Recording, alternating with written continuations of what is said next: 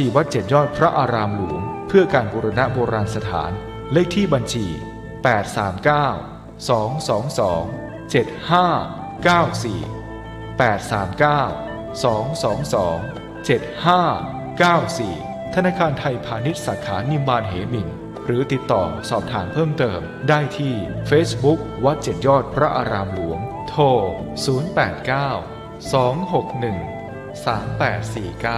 089-261-3849และ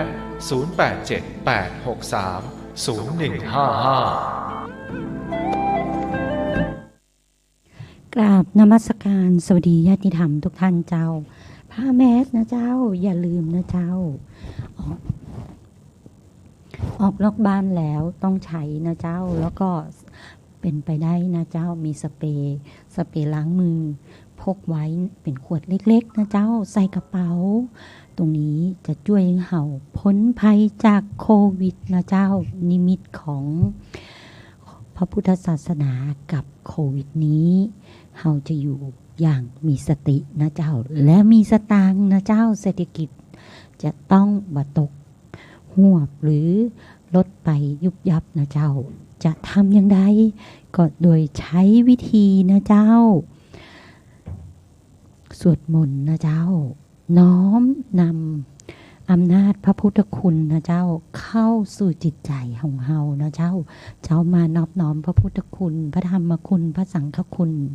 ถวายภัตตาหารเป็นพุทธบูชานะเจ้าน้อมรับศีลนะเจ้าก่อนออกจากบ้านทนายปอ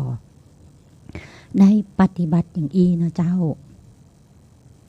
ซึ่งบุปการีของทนายปอท่านก็ทำเป็นประจำจนทนายปอต้องทำเป็นฮีทเป็นหอย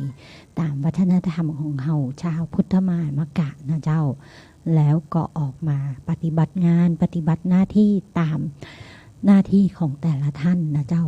ใครที่จำเป็นต้องออกมาก็ต้องมีหน้ากากนะเจ้าแล้วมีน้ำยาอนามัยล้างมือนะเจ้าป้องกันตัวเองในทุกสถานการณ์บอกว่าสถานการณ์ที่อยู่ผู้คนนะเจ้าถ้าไปในสถานที่ผู้คนยังมีอยู่ก็ทิ้งระยะห่างตามที่สสจ.สาธารณสุขจังหวัดเปิ้นรณรงค์กันนะเจ้าในการควบคุมโรคติดต่อโควิดกันนะเจ้าโรคโควิดนี้เป็นภัยทางร่างกายนะเจ้าสุขภาพร่างกายที่จะทำให้เกิดเวทนานะเจ้าถ้าสิ่งใดเกิดกับร่างกายแล้วนั่นคือเวทนาแต่เราจะทำอย่างไรให้เวทนาระงับนะเจ้าเวทนาระงับอย่างไรให้หายไปจากร่างกายก็คือต้องไปหาหมอนะเจ้าอย่ากลัวหมออย่าหนีหมออย่าเกลียดหมอนะเจ้าแต่ทำอย่างไรต่อไปนะเจ้าถ้าน้องโควิดยังมาเข้าสู่ร่างกายก็สร้างภูมิคุ้มกันนะเจ้าใครที่ยังมาได้สร้างภูมิคุ้มกันให้ร่างกายมันจะเป็นการสร้างภูมิคุ้มกันหมู่นะเจ้าใครที่ลงทะเบียนแล้วนะเจ้าก็รอทางส่วนราชการส่วนโรงพยาบาลเปิ้ลส่งข้อความเรียกนะเจ้าใครที่ได้รับข้อความแล้วไปตามนัดนะเจ้าทนายปอก็อยากได้ยินเหลือเกินอยากได้ยินเมสเซจนะเจ้าส่งเข้ามาในมือถือว่าถึงเวลานัดแล้วนะคะวันที่นั้นวันที่นี้วันที่2เป็นชิโนแวควันที่นั้นวันที่นี้ครั้งต่อไปเป็นเซเนกาก็แล้วแต่ความเห็นของผู้บริหารท่านนะเจ้าแต่ทนายปอก็อยากได้ยินอยากได้ข้อความแบบนี้นะเจ้าแต่ตอนนี้ใครที่ได้ข้อความแล้วบอกว่าโอ๊ยบ่ไปลูกกูมันลงไปเถอะเจ้าเลี้ยนเชิญนะเจ้าคนเฒ่าคนแก่ผู้สูงอายุทั้งหลายนะเจ้าไปสร้างภูมิคุ้มกันหมู่บ่ฮื้อเป็นคัสเตอร์นะเจ้าบ่ฮื้อเป็นผู้แพร่ระบาดแม้ว่าไปฉีดแล้วนะเจ้าก็อย่าลืมนะเจ้าไปที่ไหนก็อย่าลืมใส่หน้ากากนะเจ้าแล้วก็อย่าลืมตัวสเปรย์ฉีดพ่นฆ่าเชื้อนะเจ้าเมื่อบักกี่วันก็มีผู้ดูแลเจ้าบ้านนะเจ้าตัวแทนเจ้าบ้านก็เอามาแจก ร่วมไว้อะไรในงานศพต่างๆนะเจ้าเปิ้นก็มาดูแลกันเป็นทีมงานกันทั้งนั้นเลยนะเจ้าบอกว่า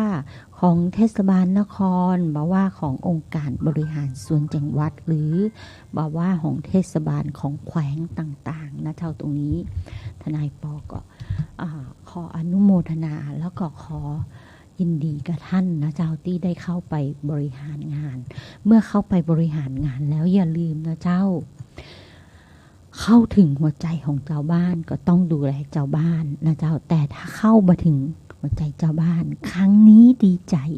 ครั้งนี้ได้บริหารครั้งต่อไปแห้วนะเจ้าหลายคนนะเจ้าครั้งนี้แห้วก็มามีน้องๆนะเจ้าที่เป็นคนช่วยงานของผู้บริหารเก่าก็บอกว่าครั้งนี้ลูกพี่แห้วพ่ออย่างคลองพิจารณาเป็นท้องว่ามาประชุมกับทีมงานนะเจ้าว่าปัญหาที่เกิดคืออันยังทำไงถึงเข้ามาถึงหัวใจเจ้าบ้านสิ่งนี้สำคัญนะเจ้าหัวใจเจ้าบ้านเพราะอันยังนะเจ้าเพราะวิตามิน M หรือเพราะวิตามิน H วิตามิน H นี่อย่างหัวฮาชนะเจ้าหัวใจทำอย่างไรจะได้หัวใจของเจ้าบ้านมาตลอดเวลานะเจ้าบรรลุนะเจ้าตรงนี้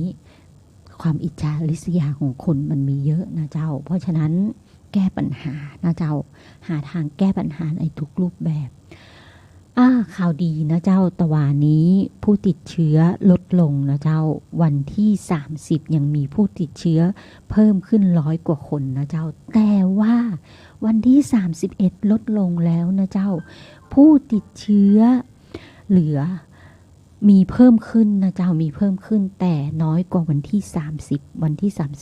31จะเป็น46รายนะเจ้าเป็นข้อมูลจากสสจนะเจ้าเพจของสาธารณสุขจังหวัดนะเจ้าเชียงใหม่เฮลท์นะเจ้าเชียงใหม่เฮลท์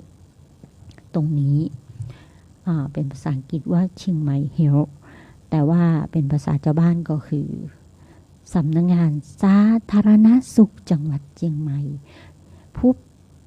ตรวจพบผู้ติดเชื้อนะเจ้าโควิด-19 46 รายในวันที่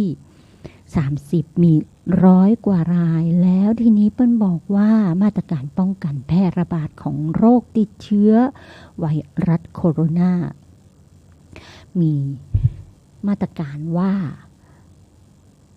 คือปิดสถานประกอบการที่มีลักษณะคล้ายสถานบันเทิงอย่างเช่นผับคาราโอเกะเพราะบางเตื้อเวลากินครั้งแรกนี้นะเจ้ามันก็มีสติกันนั่งกินกันมันก็สะดวกนะเจ้ามาต้องไปบ้านภรรเมียทั้งหลายนะเจ้าเกาะบ่หูนะเจ้าเกาะเป็นที่มีความสุขสนุกสนานรื่นเริงของบรรดาสามีที่แอบภรรยากินเหล้านะเจ้าแต่อย่าลืมว่าเมื่อกินไปเรื่อยๆแล้วเราครองสติมาได้เมื่อเราครองสติมาได้เฮาก็เบื่อหน้ากากนะเจ้าโอ้ยฮ้อนหายใจบ่ออกรำคาญก็ดึงออกนะเจ้านี่มาละความลดการป้องกันเมื่อลดการป้องกันเฮาก็ละการป้องกัน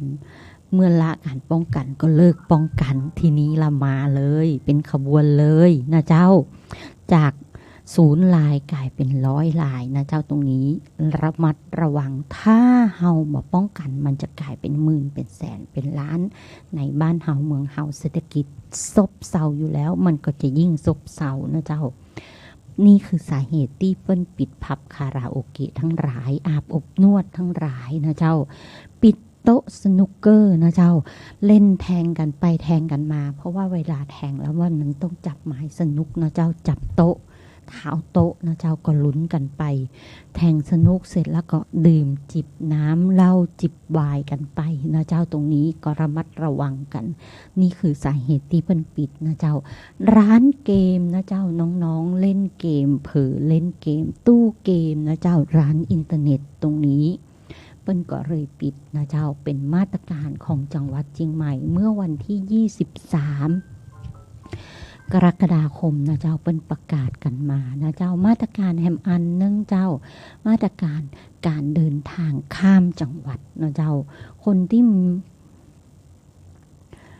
มาจากพื้นที่ควบคุมสูงสุดนะเจ้าอย่างเช่นจังหวัดตากแม่สอดนะเจ้าก็คือเป็นพื้นที่สีแดงอย่างเข้มงวดนะเจ้าบุคคลทั่วไปนะเจ้าให้ลงทะเบียนรายงานตั๋วกับชนะแล้วก็สวอปนะเจ้ากักตัว14วันนะเจ้าพนักงานขับรถโดยสารสาธารณะรถขนส่งสินค้าทุกประเภทตรงนี้มีเครือข่ายแล้วก็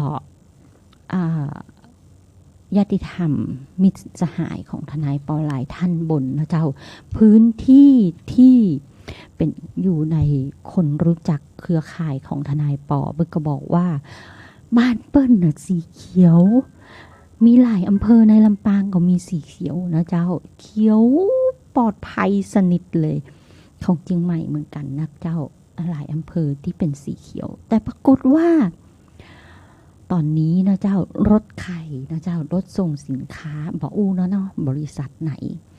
รถส่งของนะเจ้าเข้าไปในอำเภอนั้นปรากฏว่าตอนนี้สันปะสักของเชียงใหม่สีแดงแจ๋เลยนะเจ้าแล้วก็สบปราบลำปางนะเจ้าแล้วก็แฮมหลายอำเภอในลำปางนะเจ้ากลายเป็นสีแดงนะเจ้าต้องปิดตัวกักตัวกักบริเวณกันนะเจ้าเพราะรถส่งสินค้าปัญหาเหล่านี้ทำให้ทางราชการก็เลยบอกว่าการเดินทางข้ามจังหวัดโดยพนักงานขับรถโดยสารสาธารณะหรือรถส่งสินค้าทุกประเภทนะเจ้าต้องสวอปนะเจ้ากักตัว14วันและหากต้องออกนอกพื้นที่กักตัวก่อนครบ14วันต้องขออนุญาตพนักงานควบคุมโรคติดต่อตามแบบชม.4 นะเจ้าเมื่อกลับเข้าเชียงใหม่อีกต้องเริ่มขั้นตอนใหม่นะเจ้า CM ชนะเปิ้นบอกมานะเจ้าการขอผ่อนผันไม่สวอปและไม่กักตัวกรณีฉีดวัคซีนครบแล้วนะเจ้าครบ2เข็มนะเจ้าบางคนผม3เข็มนะเจ้าชิโนแวค1เซเนกา2หรือว่าชิโนแวค2เซเนกา1ก็ว่ากันไปด้วยสาเหตุที่ท่านต้องเดินทางอย่างนี้หรือทำงานใกล้ชิดกับผู้ติดเชื้อนั่นเองถึงต้องฉีด3เข็มนะเจ้าตรงนี้ก็ว่ากันไปตามสถานการณ์นะเจ้าวัคซีนอื่นๆตามที่สาธารณสุขเปิ้นกำหนดตัวนะเจ้าเพราะบางคนไปฉีดที่โรงพยาบาลของเอกชนนะเจ้าเมื่อไปฉีดโรงพยาบาลเอกชนเปิ้นก็เลยมีวัคซีนอย่างอื่นอย่างชิโนฟาร์มอย่างอีนะเจ้าทนายปอกำหูเนาะว่าชื่อวัคซีนในอย่างของชิโนฟาร์มนะเจ้าผู้ที่มาจากจังหวัดอื่นก็ต้องรายงานตัวสังเกตอาการอย่างใกล้ชิดเซตมอนิเตอร์ตัวนะเจ้ามอนิเตอร์ริงเจ้าบ้านผู้ดูแลสถานที่พักอาศัยหัวหน้าหน่วยราชการเจ้าของสถานประกอบการต้องแจ้งผู้ควบคุมโรคติดต่อเมื่อมีผู้เดินทางมาจาก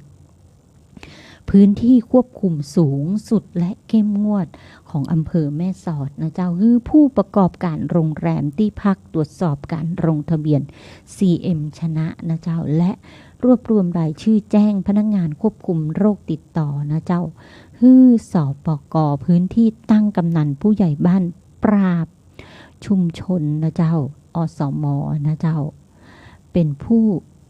เตรียมชุดตรวจโควิดหมู่บ้านชุมชนตั้งแต่วันที่20กรกฎาคม64จนกว่าจะมีคำสั่งเปลี่ยนแปลงนะเจ้ามาตรการห้ามเคลื่อนย้ายแรงงานต่างด้าวนะเจ้าแรงงานต่างด้าวจากพื้นที่ควบคุมสูงสุดและเข้มงวดเข้ามาในจังใหม่จะต้องเป็นไปตามเงื่อนไขและคำสั่งของสบค.เปิ้ลนะเจ้า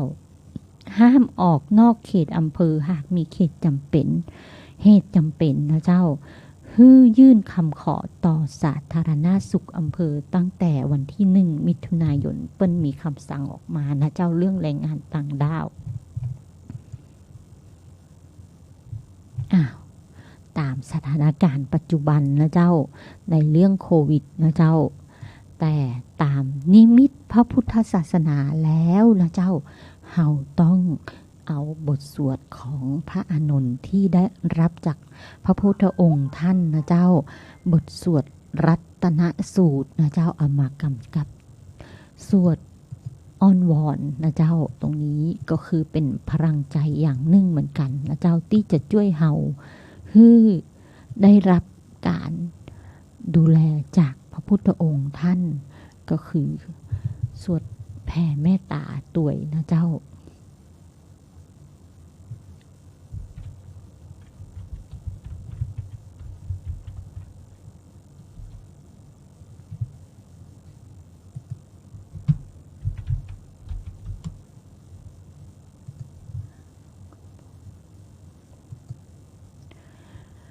บทสวดรัตนสูตร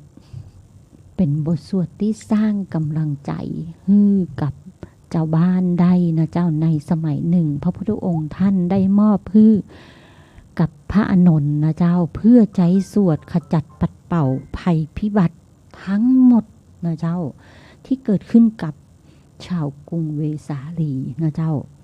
เราจะได้มีสติสัมปชัญญะหน้ากากนะเจ้าเหตุของภัยร้ายทางเชื้อโรคนี้มันก็มาจากการที่หลายๆอย่างที่เกิดจากการขัดแย้งนะเจ้าทางเศรษฐกิจระหว่างประเทศ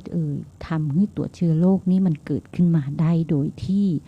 นักวิทยาศาสตร์ท่านก็รู้กันนะเจ้าแต่ว่าเฮาเป็นเจ้าบ้านเฮามาป้องกันตัวเองก่อนนะเจ้าในเรื่องของโรคนี้หน้ากากอนามัยตอนนี้เปิ้นมีคำสั่งนะเจ้าคำสั่งนี้เป็นกฎระเบียบกฎเกณฑ์ออกมาเพื่อดูแลหมู่เฮานะเจ้าเพราะฉะนั้นอย่าเพิ่งเบื่ออย่าเพิ่งรำคาญนะเจ้าโอ๊ยรำคาญไม่อยากใส่โอ๊ยรำคาญไม่อยากใจสเปรย์โอ๊ยรำคาญไปที่ไหนก็ล้างมือพอจะถลอกมือถลอกก็ว่ากันไปนะเจ้าแต่จะป้องกันมือถลอกอย่างไรวิตามินอีนะเจ้าวิตามินอีอย่างทามีนะเจ้าอย่างกินก็มีนะเจ้าซื้อวิตามินอีเป็นแบบไปหาร้านยานะเจ้าวิตามินอีมันจะมีบอกคุณหมอยานะเจ้าบอกว่าอยากได้วิตามินอีแบบทานะเจ้าทาผิวหนังเพราะโดนแอลกอฮอล์ฆ่าเชื้อแล้วมันแสบนะเจ้าก็เอามาทาได้ตรงนี้มันก็ช่วยถนอมมือบางคนก็มีโลชั่นที่มีอย่างก็คอลลาเจนนะเจ้าบางคนมีโลชั่นมีคอลลาเจนมีวิตามินอีมีหลายๆอย่างอยู่ในนั้นก็แต่บางบริษัทฉลาดนะเจ้าทำแอลกอฮอล์ฆ่าเชื้อออกมาพร้อมกับวิตามินอีที่อยู่ในแอลกอฮอล์ฆ่าเชื้อลองไปซื้อดูนะเจ้าถามหาดูตามร้านยานะเจ้ามันจะมีเป็นระบุในหั่นเลยว่าแอลกอฮอล์สเปรย์ฆ่าเชื้อล้างมือนะเจ้ามีวิตามินอีผสมนะเจ้าทำให้มือเห่าบ่แห้งนะเจ้าบักกร้านตรงนี้ก็มันก็ช่วยได้เยอะนะเจ้าแต่ทนายปอบ่รับประกันคำว่ากร้านนะเจ้าเพราะว่าอายุตามวัยกันแล้วนะเจ้าเมื่ออายุตามวัยมันย่อมแห้งกันไปตามกาลเวลานะเจ้าตรงนี้แต่วันนี้แหมอย่างก็คือวันนี้วันพระนะเจ้าไขที่ว่างนะเจ้าจากการทำงานก็สวดมนต์ทำวัดเจ้านะเจ้าแต่9 โมงวันทุก9 โมงวันพระนะเจ้าของวัดบวรนิเวศเปิ้นจะลิงสัญญาณนะเจ้าเทศนาฟังธรรมนะเจ้า9 โมงเศษนะเจ้าส่วนของวัดร่ำเปิงตะโปธารามเปิ้นเริ่มกันตอน8 โมงเจ้านะเจ้าตรงนี้ทนายปอก็น้อมอจิตอนุโมทนาบุญกับคณะศรัทธาทุกท่านนะเจ้าในฐานะของชาวพุทธมามกะแต่วัดไหนที่เปิ้นมีการปฏิบัติภารกิจทำวัดเช้าทำวัดเย็นก็เปิ้นก็จะปฏิบัติภารกิจโดยคณะสงฆ์จะลงบ่เกินจำนวนคณะสงฆ์คณะสถานนะเจ้าจะลงบ่เกินจำนวน50 คนนะเจ้ารวมกันแล้วในวัดระเบียบกฎเกณฑ์มันมาอย่างอันนะเจ้าบทสวดรัตนสูตรอย่าลืมสวดนะเจ้ายานีทะภูตานิสมาคตานิภูมิมานิวายานิวะอันตริเขมันหมายถึงว่าเราพูดทั้งหลายทั้งที่อยู่ณภาคพื้นก็ดีทั้งที่อยู่ในอากาศก็ดีนะเจ้า ที่มาชุมนุมกันอยู่ณสถานที่นี้ก็ดีทั้งหมดทั้งมวลในประเทศเราในโลกเหล่านี้ก็ดีนะเจ้าขอสัพเพวะภูตาสุมนาภวันตุขอมู่พูดทั้งปวงนะเจ้าจงเป็นผู้มีใจดีเถิดนะเจ้านี่เรามาภาวนาอ้อนวอนไปพร้อมๆกันนะเจ้าอโถปิสกัจจะสุนันตุภาสิตังนะเจ้าเชิญฟังคำสดุดีพระรัตนตรัยท่านทั้งหลายทั้งปวงจงฟังข้าพเจ้านะเจ้าเมตตังนะเจ้ากะโรทะนะเจ้าขอท่านทั้งหลายนะเจ้ามานุสิยาจงกระทำเมตตาจิตนะเจ้าประชายะนะเจ้าในประชาชนชาวมนุษย์ทั้งหมดทั้งมวลเทินนะเจ้าทิวาจะรัตโตนะเจ้าซึ่งเขาทั้งหลายนะเจ้าจะหรันติเยนะเจ้าทำเทวดาพรียูเยพระริงทั้งกลางวันกลางคืนนะเจ้าตรงนี้ตัสมาหิเนนะเจ้าเพราะเหตุนั้นแลนะเจ้ารักขะท่านทั้งหลายอัปปมะมันตาจงเป็นผู้ไม่ประมาทช่วยกันคุ้มครองรักษาเขาเรานั้นทั้งหมดทั้งมวลทั้งชาวโลกทั้งชาวประชาทั้งประเทศสราชทั้งหลายทั้งหมดทั้งมวลนะเจ้าบอกว่าจะคนบอกว่าจะสิงสาราสัตว์นะเจ้าแล้วก็ยังกินจิวิตังอิทะวาหุรังทรัพย์อย่างใดอย่างหนึ่งในโลกนี้หรือในโลกอื่นนะเจ้าสักเคสุวายังรัตตะนังปณิตังหรือรัตนะอันใดอันสูงค่าในสวงสวรรค์นะเจ้านะโมสมังอัตถิตถาคเตนะทรัพย์หรือรัตนะนั้นที่จะเสมอด้วยภัตตาคาพัตถาคตเจ้าไม่มีเลยอิทัมปิพุทเทรัตนังปณีตังข้อนี้จัดเป็นรัตนคุณอันสูงสุดในพระพุทธเจ้านะเจ้าเอเตนะสัจเจนะสุวัตถิโหตุด้วยคำสัตย์นี้ขอความสวัสดีบังเกิดจงมีแก่ท่านเถิดนะเจ้าขยังวิราคังอมตังปณีตังอะยะทัชคาสักยะมุนีสมาหิโตพระสากยมุนีเจ้าทรงมีพระหฤทัยดำรงมั่นได้บรรลุธรรมอันใดเป็นที่สิ้นกิเลสเป็นที่สิ้นราคะเป็นอมตะอย่างแท้จริงนะเตนะธรรมเมนะสมัตถิกินจิสิ่งใดๆที่เสมอด้วยพระธรรมนั้นย่อมไม่มีอิธรรมปิธรรมเมรัตนังปณีตังข้อนี้จัดเป็นรัตนะสูงสุดในพระธรรมนะเจ้ายัมพุทธเศรษโธปริวันนะยีสุจริงพระพุทธเจ้าผู้ประเสริฐสุดทรงสรรเสริญสมาธิว่าเป็นธรรมอันสะอาดนะเจ้าก็คือธรรมะเป็นธรรมที่สะอาดบริสุทธิ์เป็นอมตะธรรมมาตั้งแต่โบราณกาลแล้วนะเจ้าเหตุการณ์ในเรื่องของพัฒนาเชื้อโรคเนี่ยจะมาทุกระยะทุก10ปี20ปีเกิดมาเรื่อยๆนะเจ้าสมัยก่อนนู้นก็เอดส์นะเจ้าสมัยก่อนนู้นก็วัณโรคนะเจ้าโรคร้ายทั้งหลายเหล่านี้มันก็จะมากันเป็นระยะพอหายาป้องกันได้มันก็จะมาใหม่แหมพัฒนาขึ้นมาเรื่อยๆนะเจ้าเพราะฉะนั้นเมื่อมันพัฒนาเราก็ต้องพัฒนาจิตเรานะเจ้ารักษาจิตเราด้วยอำนาจของธรรมะพระพุทธคุณนะเจ้ายัมพุทธเศรษโธปริวันนะยีสุจริงพระพุทธเจ้าผู้ประเสริฐสุดทรงสรรเสริญสมาธิว่าเป็นธรรมอันสะอาดสมาธิมาได้อย่างไรสมาธิมาได้จากกรรมฐาน40กองนะเจ้าหรือมาจากวิปัสสนากรรมฐานนะเจ้ากายเวทนาที่เกิดกับร่างกายเราที่รับรู้โดยจิตนะเจ้าจิตธรรมนะเจ้า4อย่างในวิปัสสนา นะเจ้าสมาธิมานันตริกัญญะมาหุบัณฑิตทั้งหลายกล่าวว่าสมาธิเป็นคุณธรรมอันให้ผลโดยลำดับประเสริฐนะเจ้าสม่ำเสมอ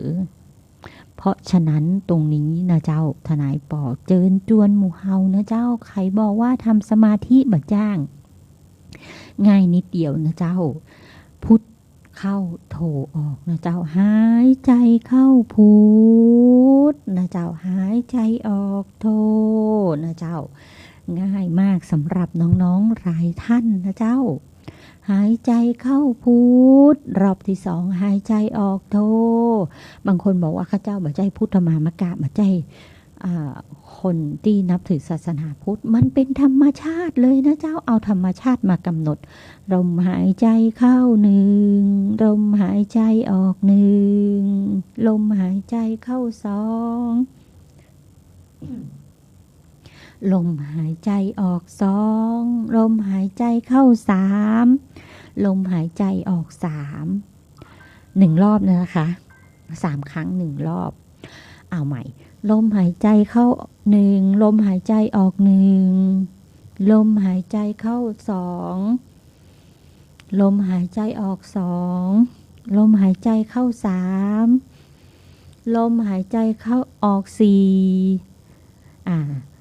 อันนี้ครั้งที่2รอบที่2นับ4นะเจ้ารอบที่3นับ5รอบที่4นับ6รอบที่6รอบ1นับ3รอบ2นับ4รอบที่4นับ5รอบที่5นับ6รอบที่4นับ5 3 4 5 6รอบที่5นับ7ค่ะแม่ทำให้ทนายปองงท่านทั้งหลายนี่เทวดาทั้งหลายนี่แซวกันจังนะคะรอบที่5นับ7นะเจ้าครบ5รอบ7 ครั้ง3 หน 7 หนนี่วิธีการสอนในพระไตรปิฎกท่านมาอย่างอีนะเจ้าวิธีการสอนในของปักกระตืนของครูบาอาจารย์นะเจ้าเพิ่นมาอย่างอีทนายปอก็เลยเล่าให้ฟังแบบอีนะเจ้าทนายปอได้รับการสอนจากมจร.นะเจ้าเป็นคอร์สปฏิบัติธรรมวันอาทิตย์หรือวันเสาร์จำไม่ได้แล้วหลายครั้งนะเจ้า3 หน 7 หนรอบวันหนึ่งขอให้ได้3 หน 7 หนทำจนชำนาญสมาธิจิตจะเกิดขึ้นความนิ่งสติจะมาปัญญาจะเกิดนะเจ้าปัญญาเกิดทีนี้ก็ไปหาวิปัสสนาได้นะเจ้าแล้วทีนี้มันจะไวมากเลยนะเจ้าทำอะไรก็ไวหนังสือเล่มเดียวอ่านได้10 นาทีจบนะเจ้าบางคนหนังสือเล่มเดียวนั่งอยู่มันนั่นแหละครึ่งหน้ากระดาษเป็นชั่วโมงมันยังไม่ขยับเลยบางคนก็บอกว่าตัวบทตัวเดียวนะเจ้า1 มาตราทำยังไงก็ไม่เข้าใจทำไมไม่ได้ทนายปอบอกว่าอยากเก่งกฎหมายตัวบทต้องแม่นท่องตัวบทค่ะท่องแล้วยังมาเข้าใจท่องยังมาได้ทนายปอนึกว่าท่านมีพื้นฐานจากการเรียนมาท่องแล้วไม่เข้าใจท่องแล้วไม่ได้กลับไปดูที่คำบรรยายในตัวบทเรื่องนั้นนะเจ้าไปดูคำบรรยายในตัวบทเรื่องนั้นเอามาเปิดคู่กันเลยซ้ายตัวบทขวาคำบรรยายถ้าเป็นไปได้หัวคำพิพากษาฎีกาเอา3 อย่างปักกระตืน3 อย่างของนักกฎหมายเนี่ยใครที่จะเป็นนักกฎหมายผู้เป็นสเปียชัลลิสต์ทั้งหลายนะเจ้าทำอย่างเงี้ยแล้วท่านก็จะเข้าใจตัวบทแค่5 วิเองท่านแค่ 2-3 บรรทัดเอง2-3 บรรทัดแล้วเราก็ไม่ได้ท่องทั้งหมดตัวอัตราโทษระวังโทษเราก็ไม่จำเป็นต้องท่องสำหรับนักเรียนนักศึกษาในการเรียนนะคะตรงนั้นมันก็จะเกิดปัญญาขึ้นแค่เคาะวรรคนิดเดียวแค่3 คำ 4 คำนะเจ้าเกิดมาแล้วรอดอยู่ตัวนี้สำคัญหรือไม่นะเจ้าเกิดมาแล้ว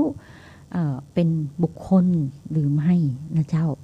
อะไรคือตัวนี้นะเจ้าบุคคลสภาพบุคคลเกิดขึ้นเมื่อไหร่นะเจ้าแล้วมีชีวิตเมื่อไหร่นะเจ้าคำมันคือภาษาไทยภาษาไทยแล้วท่านอ่านไม่เข้าใจทนายปอก็งงเหมือนกันทนายปอทำไมอ่านไม่เข้าใจนั่งอยู่กับมันอยู่นั่นแหละครึ่งชั่วโมงก็ไม่รู้เรื่อง ปีหนึ่งทนายปอโอ้ยจะตายแล้วจะทำยังไงดีทนายปอเลยปีกวิเวกเลยหลบเพื่อนทุกคนเลยไม่เอาแล้วกูไม่เอาเพื่อนแล้วไม่เอาเพื่อนไม่เอาฝูงแล้วไปนู้นไปสถาบันของคนที่นั่งเรียนปริญญาโทมันสร้างสมาธิสร้างสติได้ดีเหลือเกินไปนั่งอยู่เนาะสถาบันเขาสวยงามน่าอยู่น่านั่งทนายปออยากเรียนเหลือเกินไอสถาบันเนี้ยแค่ตียังไม่จบแล้วจะไปเรียนสถาบันนี้ได้ยังไงเนาะมันก็ได้จริงๆพอนั่งนึกเงี้ยโอ้โหหนังสือปกติเป็นเล่มๆจบเลยท่านมันจบได้ยังไงปกติทนายปอครึ่งหน้าก็ยังไม่ขยับเลยตรงนี้มันเป็นปัจจตังนะเจ้าทำจิตให้เป็นสมาธิให้ได้สมาธิเกิดจากการกำหนดกระบวนการทำซ้ำนะเจ้าบางคนในกระบวนการทำซ้ำทำไม่เป็นนะเจ้าก็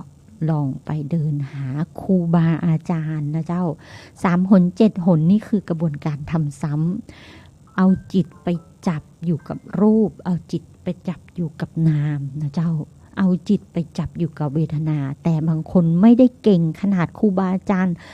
ระดับฌาน10ฌาน9เพราะฉะนั้นอย่าเอาไปจับอยู่กับเวทนาเป็นชั่วโมง2ชั่วโมง3ชั่วโมงนะเจ้า